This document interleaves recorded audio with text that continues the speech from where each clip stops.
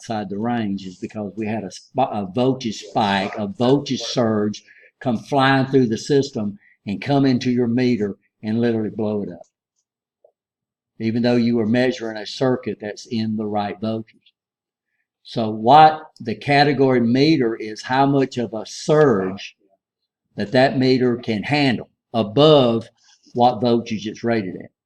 So you might have 1,000-volt range on your meter, but it might be Cat 3 600 volts. So that means as long as you was measuring below 600 volts, then it could handle a Cat 3 spike. So a Cat 3 spike would be better than a Cat 1 spike. You understand that? And every time you go through a transformer, transformers don't like frequency change. They're inductors. As frequency goes up, opposition goes up. So transformers will really try to get rid of voltage spikes. So the further you're away from the power grid, that means you can go down to a lower category meter. The closer you get to the disconnect, the higher your category meter has to have. So what we do is we require a Cat 3 meter here because we've only got one safety. We got one transformer between us and the power grid. Okay. And we're dealing with 240 volts. So when you look at the ratings on the category, what you're going to see is they're rated at a voltage spike that they could handle at a voltage setting that you have on your meter.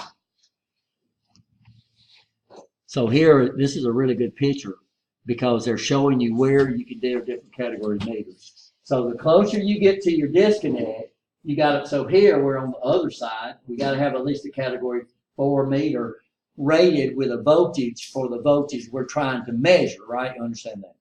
So that means if I got a Cat 4 600 volt meter, I would, if I measured it, but it had a 5,000 volt scale, if I measured 5,000 volts, then the category is no longer good.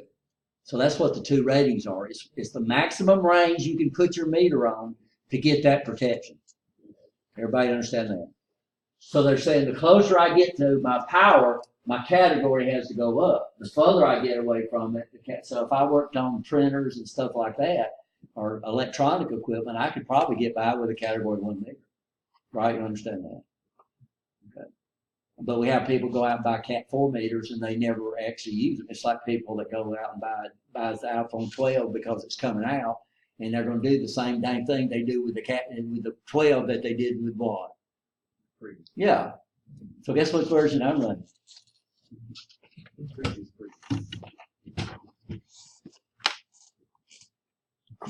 It's going to end. This is a 5S. And why haven't I upgraded? Because this does what I need to do. If I bought a new one, I'd be doing the same thing. Now I do like the new iPhones that's got the 3 different lenses on it. I really do like that feature. I'm thinking about it. So you got a telephoto lens, you got a low light lens, so you can take pictures without flashes. That's a real neat feature. But everything else, I wouldn't do any. I don't even talk to Siri. I don't like that. I don't like talking to phone. I don't like talking to answering machines, guys. So a lot of times I'll call and get an answering machine. When I call Spectrum, I hate that. I hate these automatic answering machines. Say yes, say no, do this, do that. I did not understand what you said. I hate those things. Gosh, stop. Give me a real person. So this is the actual category ratings. So category 4, 1,000 volt range. That means, okay, I got a 2,000 volt range on my meter. Well, that means this guy is not rated for that. It's rated for you don't use anything above 1,000 volts. Then that sucker could handle a 12,000 volt spike above 1,000 volts and still not do what? Blow up in your hand. That makes sense? So the category rating of a meter tells you, it gives you an indication of what voltage surge that meter can handle without destroying it. Right? Does that make sense? So we're over here in the Cat 3. You need Cat 3 600 volt at least. So you need at least this meter right here. Because 280, the biggest we're going to measure is 280, 240. This meter would be okay, but this would get you through just about anything. But it's only rated at 600 volts. So it means if you get into a voltage, or if you're measuring a voltage greater than 600 volts, then you need to drop it down to the next category, right? Does that make sense? So that don't means I can't measure it. It's just I would get so a Cat 3 meter. If a Cat 3 meter 600 volts, then I would have to drop it down to my next one, right? You understand? I'm sorry, Cat 3, 600 volts. Then I would drop it down to here, right? At maybe 1,000 volts. So that now I would get 1,000 volt protection, but I wouldn't get the 8,000 volt protection of the Cat 3 at that voltage. It don't mean you can't measure, but every time you do it, you're going to do what? You're going to have to drop down at least one category. Everybody understand that? So what does the category of a meter tell you? What kind of surge it could handle, but it's always at a voltage, right? You understand? And so you better really make sure of that. This is why you have a problem. And you need to verify that it's been checked to see if it meets those. What's the main group, a nonprofit that we have here that verifies equipment does what it says it's supposed to do? UL, yeah, Universal Laboratories. I think they changed their names. Now, the international is ICE, the Industry Electronic Council. So you're looking for an IC, ICE rating, or UL rating on the meter. It's usually on the back of the meter. The category rating is usually between your terminals. So it'll show you that. It'll show you where you get Cat 2, Cat 3. So are you okay?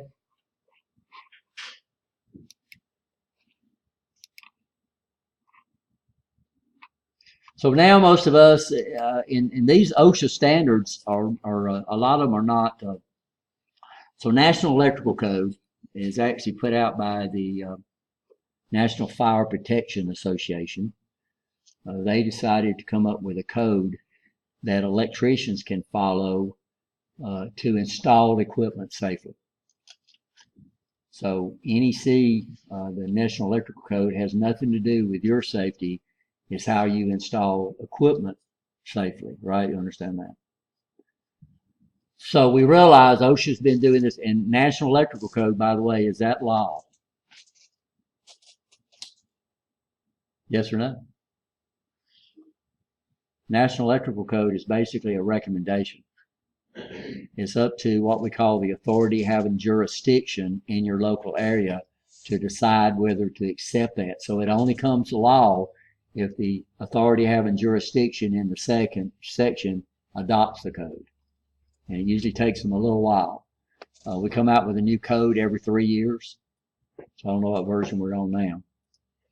And they do it, but like Jefferson County is not going to adopt the next version as soon as it comes out because they got to see how they do it and get their inspectors trained on it, right, before they finally adopt it. We also have another code that National Science, and this is the 70 standard. So NAFTA 70 is the National Electrical Code, but most people don't know that. NAFTA 70E is a new standard. It's relatively new. It's been out for probably 6 or 7 years. This is a safety standard. 70E is standards that an employer has to follow to keep you safe. So 70E is the one that established what a lethal voltage is. 70E has come up with these different methods where how close you get to the energy of this equipment, what type of PPE you have to wear. And what's PPE? Yeah. So right now we're below a Cat 1. We're below a Category 1. We're pretty close to a Category 0 in this because we're only dealing with 240, 120 volts. So this is why we can get by in here with you wearing what? Safety glasses and protective gloves. Normally, if it was working at a plant, we don't let you wear open-toe shoes in here. We don't let you wear shorts in here. We don't let you wear flammable clothing in here. That's all part of our PPE. If you went to work for a company, they usually add a couple of more things. They would add, a lot of companies require you to wear a hard hat. And a lot of companies require you to do ear protection.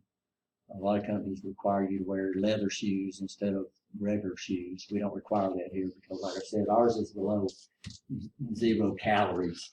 So they rate it in a unit called calories. And it's a real complicated math formula. Normally you get experts to come out here, and it all depends on how close you are to a distribution, how many transformers you have to go to, how much what you're protected at. So the highest amperage fuses that we have in here are 10 amps. And then the fuse on the transformer is a 1 amp fuse. So 101 amp, 120 volts. But it's still 120 volts, guys, and it's still over 50 volts, right? So that's our PPE. Everybody okay with PPE? What's required for the class? What's required? Safety glasses. They got to wrap around, right? I think it says with side shields, but those are even hard to get now. Most of our safety glasses are just wrap around glasses. And what that does, that prevents things from getting on the side. And then we need to wear electrically insulated gloves. And like I say, mechanics gloves are that. So those are probably the cheapest one you can get into. If you get into higher energy levels, then you'll have to change over to leather gloves. Then you get eventually where you got to wear 2 types of gloves. You wear a plastic glove, a rubber glove, and then you wear a leather glove on top of that. Then eventually you're going to have to go to full face mask, and eventually you'll have to get up to bomb suits. But this all depends on how many calories are available, and that's not calories like yours. It's a different thing. And like I said, usually you have to get an expert to come in and calculate that, and now they'll put marks on the wall and they'll seal things up. And even though 70E is not it's a recommendation, OSHA has adopted 70E.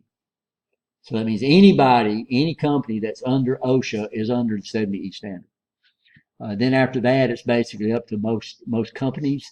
Odds are, though, if they follow the 70E standard, then their insurance value is going to go, their insurance is really going to go down low.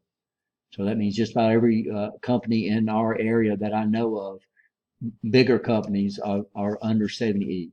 So they're going to have you wear PPE. They're going instead of coming in like I did when I went to work for US Steel, they put us with somebody. And then we had what we call SJPs, safe job procedures, that we had to start reading. They don't do that now. Now when you go to work for a company, before you step foot on the floor, what do they send you through? They send you through safety training. So that's usually 1 or 2 weeks. So that's all part of 70E now. So what we're going to deal with here, of course, safety glasses. And we don't have symbols up here, but what we're already going to do is we're going to practice. By the way, a lot of people, what kills you? Now, voltage is dangerous. You'll understand. If you get into high voltage, it could literally cause, and the problem we have with current likes to flow through salt. We're salty individuals, right? You understand that?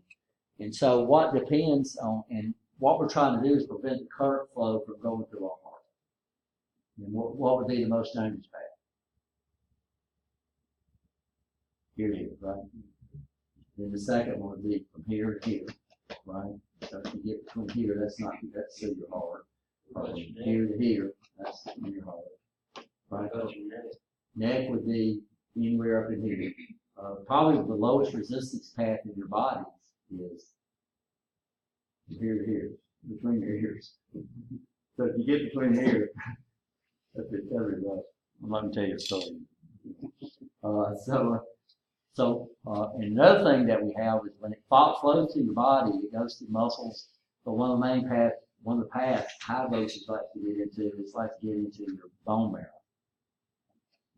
And it'll burn your bone marrow up, and that's bad stuff, right? So we really, you got to understand. So you say, gosh, I'm going to get out of this. Working on electricity is a lot safer than you getting in your car every day and driving them. Every day we hear about people get killed in what? Traffic accidents. How many times do you hear about people getting electrocuted? Not very many, right? You understand? Because if you follow, it's just like if you get out here and you don't stop at red lights, you don't stop at stop signs, you ignore all the laws, what's going to happen? You're going to have a wreck, right? If you follow all these safety procedures and everything, odds are you don't guarantee you're not going to get shot, right? But there's a lot less chance. And so, don't ride a motorcycle, by the way. That's what I'm going to say. So, but I've never had a wreck in my car. And those people, we saw a few the other day when we was driving up to I have a granddaughter that lives in Guntown, Mississippi. I didn't know where Guntown, Mississippi was. It's right outside of Tupelo. But it was in the storm. We saw cars all over the place up there. So, what we're going to do is we're going to practice what we call lockout tagout. Y'all understand that? What's lockout tagout? First of all, is it the same thing? So what's a lock? So what do you mean by lockout? Yeah, but what we do is we lock out at what we call a disconnect. So in the industry, just about every machine has what we call a disconnect on it. And so what we do is we lock out power at a disconnect, and we put a lock on there. If you're in industry, you notice every disconnect has a means of putting a lock on there. Okay. And then I'll try to bring our lockout kit over here next class, and then we can buy extenders that gives you the ability to put multiple locks on the same lockout. And what it does, it prevents somebody from putting power on that thing. But the problem is that I come up there and there's a lock. What do I need to know? So technically, I cannot. We can remove locks. People in authority can remove locks, but there's a lot of stuff you have to go through. One of the things, if I accidentally leave a lock, the planes that I worked on in the Navy was P-3 Orions, and these were big planes, and they had locks on the door. And we had to check them out before we went out and worked. And it had a big old tab on it, and I stuck it in my back pocket, and guess what I did? I went home with the lock. So they called me, had to go back because they knew I had signed it out. Yeah. So usually what we do is we put a tag on there, and on that tag we basically put who that blocks belong to. Out at U.S. Steel we used to have tags, but what I understand, U.S. Steel has gone to brass tags that's actually on their locks now. So that way they don't have to keep up with these paper tags and that tear up all the time. So we'll do tag out, and the information you'll put on there, of course, is going to be your name, and that's all I really need. And everybody that works has to have their own lock. Now here it's a little different in that I control the lock. You put a tag on there, I control the lock. Does that make sense? So when are you supposed to put the tag on there? Anytime you're working on it. So anytime you're building a circuit, not troubleshooting, we have a special feature that exempts us, because a lot of times we can't troubleshoot with power off. Everybody understand that? So that's why we have to be extra careful and make sure we do our PPE, because when we make measurements up there, we're going to be measuring in a live circuit. So most of the time when we troubleshoot, but anytime we're rewiring a circuit or wiring a circuit, the power is going to be off, and we put the power off up there by hitting that big red button. You'll see it. And then while you're working on it, you're going to put your tag up there. Everybody working on this trainer is going to have their tag with their name on it. And then that way, I'm not going to put power on there as long as there's a tag on that, right? Understand? Of course, the tag needs to come off when I come back there, because I can't, and you cannot remove somebody's lock and you cannot remove somebody's tag. Everybody understand that? I could. But in real world, these people have to go through, first of all, they have to make every attempt possible to contact you to see if they can get their tag taken off. And then usually now they got to fill out a form saying this is the reason why we took this lock off. And then they go out, and used to, when I worked at U.S. Steel, everybody had, the foreman had one key to your lock, all the locks and it's got to be a key lock, can't be a combination lock. Everybody understand why? Because what can you do with a combination? Tell somebody, right? What can you do with a key? You have to give it to them, right? So now requirements is keys have to have one lock, one key. So when I worked at U.S. Steel, the foreman had a big key thing they kept locked up and had every key up there belonged to everybody. And that way, if we wasn't there and they couldn't contact us, they could go out there and unlock it. So at U.S. Steel now, if you lose your key, you got to get a new lock. A lock, they have to give you a new lock. So now there's only supposed to be one key to the lock. It's got to be a keyed lock, right? You understand that? And then also, not only we lock, you can tag without locking, but you can't lock without tag. Does that make sense? So a lot of times they'll put tags on things that you can't lock out. There's still a lot of stuff out there that's not available to lock out. So the tag contains the information of why that thing is locked out. Here we don't need to put that because I know why, right? You understand? and also who put that lock on there. And then that way, when it comes time to take them off, so I'm going to control the lock, you're going to control the tag. So you can't take your tag off from your partner, right? You understand? And we'll just put the tags up on the disconnect. So lockout, tag out, very important. You're going to run into that in any industry. If your industry don't require you to lock and tag, then I would find me another job, because eventually somebody's going to get hurt there. So anytime you work, you actually work on it, not troubleshoot it, but do what? Work on it. So if you're working on a circuit, and I'll give you all the rules. If you're working on a circuit, we're using what we call banana plugs.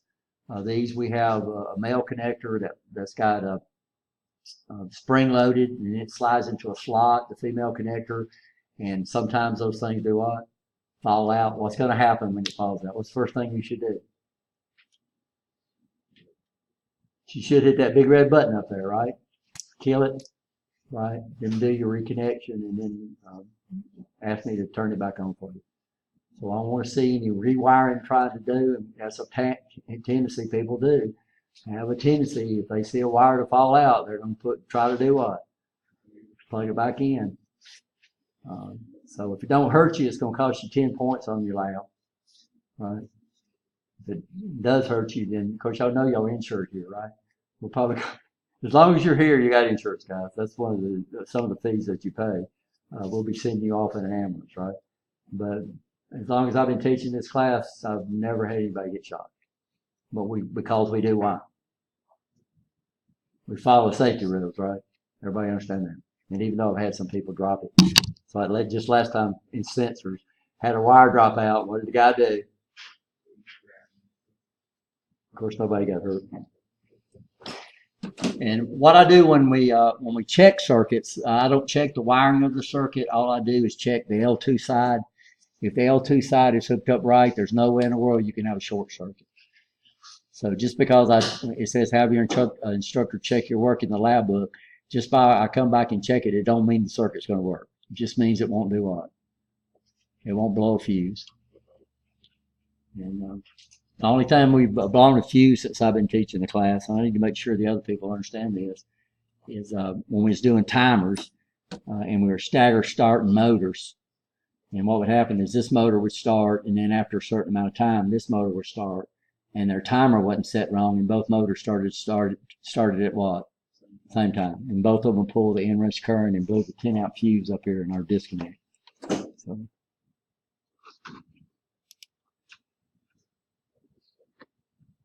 So these are the different types of diagrams. So symbols. Everybody understand why symbols are important? And why is learning the symbols important? Well, y'all got y'all quiet class. So what I'm gonna have to start doing once I learn y'all's name, I'm gonna start calling on y'all. So why do we learn symbols? The diagram. Because the diagrams use symbols. Why do they use symbols? Can't draw everything out. Because it takes up a lot less space, right? And we can also see the logic of the circuit. It always surprises me that people try to draw a circuit, they try to wire a circuit the way it's drawn. So on our L2 side, and this happens all the time, they'll have 5 rungs hook over here, and they'll try to run this back to the they'll try to run all of them back to the L2 side of the transformer. When they should have done what? They should have ran one wire down here, and then they do all their jumping. So this would be like you going into your house, and you got 5 outlets on the same breaker, and you go up there and you see 5 wires crammed into your breaker. When you look at the breaker in your house, how many wires go into it? 1. How many things are hooked up to that 1 wire? A lot, because all your jumping is done where? Out in the circuit. So that's what we're going to try to do, guys. We're going to try to, on our transformer, just 2 wires, one for L1 and one for L2. So what we'd do is we'd take L1 and we'd jump it to this one, right? And then down here for this one, I would just jump it to there and jump it to there and jump it to there. So you'll find out you can always hook up a circuit by doing all your jumping out in the circuit, right? But they try to hook it up according to the line diagram. So over here, we'll call this L2, and then they'll have a rung coming in here over here. And they say, well, this has got to go by to L2, and what will they try to do? They don't think about that being as a common connection. And what will they do? They'll come over here and somebody's going to do it in this class. They'll try to run all these back to what? They'll try to run all these back to the transformer instead of doing the jumping wire. Just like I said, they'd be like running everything off running all the way back to your breaker. This is called a pictorial drawing. This is made for people that don't understand symbols. So normally what happens when you go out and you buy a new television or something like that, they try to draw what? Pictures of everything. Right? Now this makes it real easy for people that don't know symbols to hook up, because now they're looking at pictures and they're not looking at what? The actual wiring. So you're not going to run into these unless you go out and buy you a new TV. You probably run into one of these, because they're trying to hook it, they're trying to make it possible for a lot of people that don't understand these symbols to be able to connect this equipment, right? So pictorial drawings are very still popular.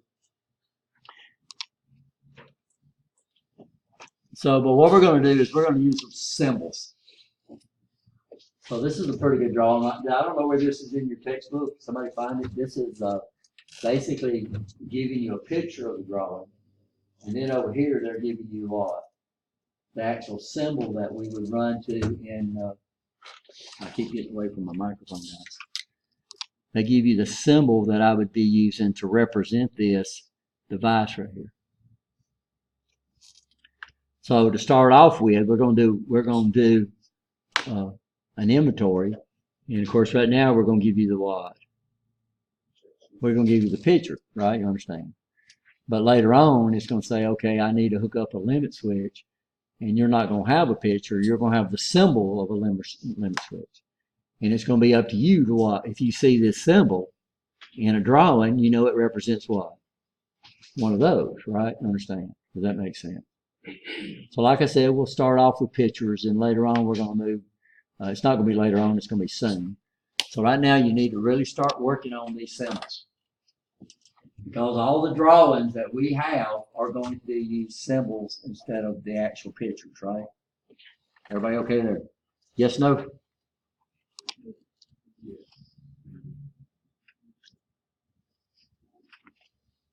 So these are symbols. This is a symbol of a voltage cell. So normally when we draw it, but it's varied over time. So now what do we use that symbol for?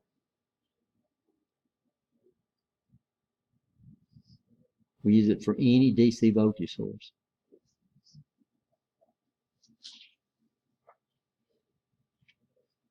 But originally it was for what? For a battery or a cell. So this is a cell, but most people don't call them cells anymore. Why do they call them? What time does class get over? I gotta get in sync, guys. Okay. We'll probably let y'all go in a minute. So technically, a D cell, AA, AAA, these are cells. But they realized that commercially people had problems with cells and batteries, so now most people just call them what? Batteries. But technically, it represents a multiple cell battery, but it also represents a DC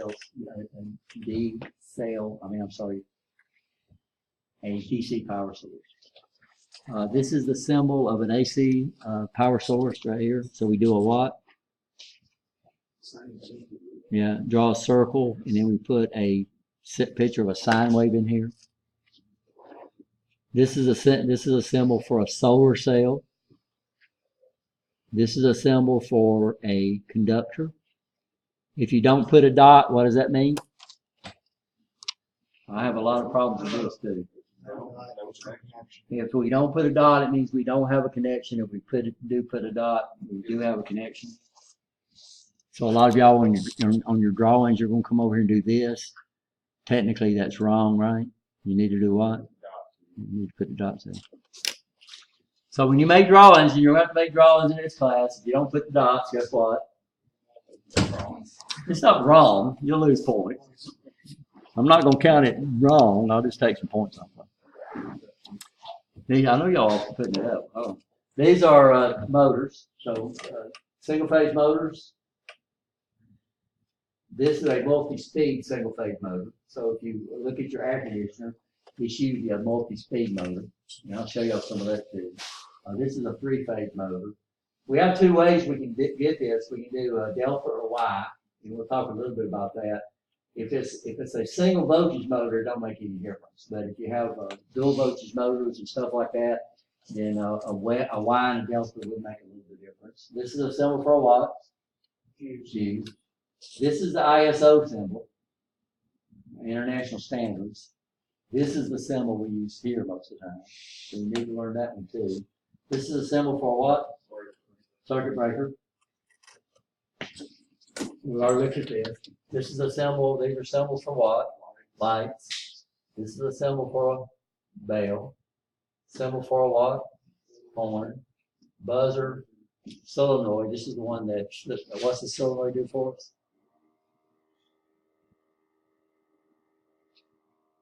What is that? Solenoid. What does solenoid do for us?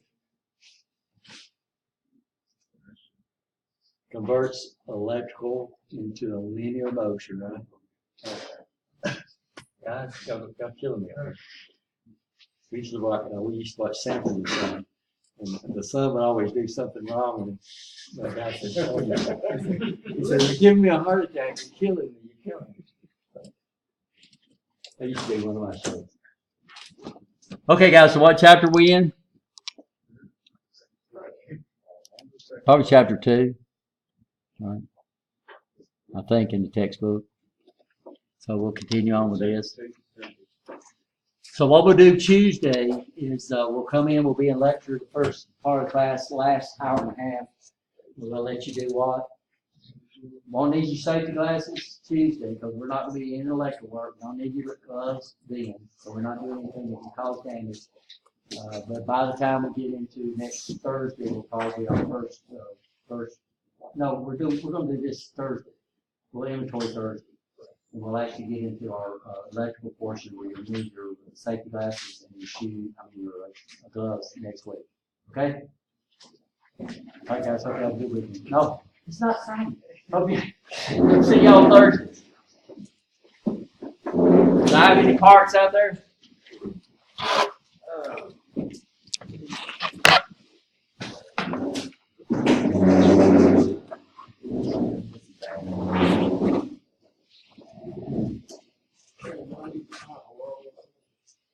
No, I called it. That's what I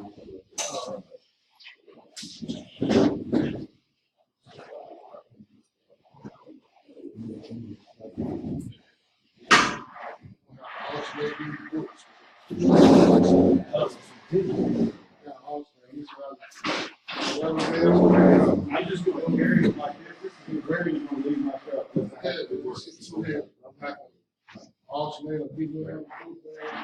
I thought about that, but this is why the one, that's why I'm here, man.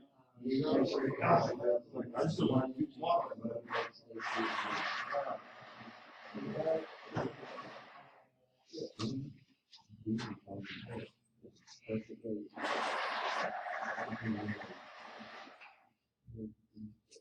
It's big. Big old binder.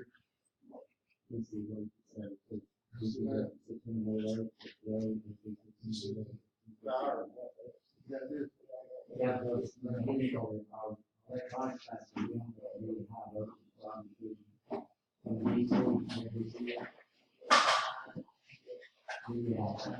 Yeah, we've already submitted an intro and these things with the live news. And you're going to be getting millions. You're not going to do it right. Many empty numbers. Catherine. Yeah, that's it.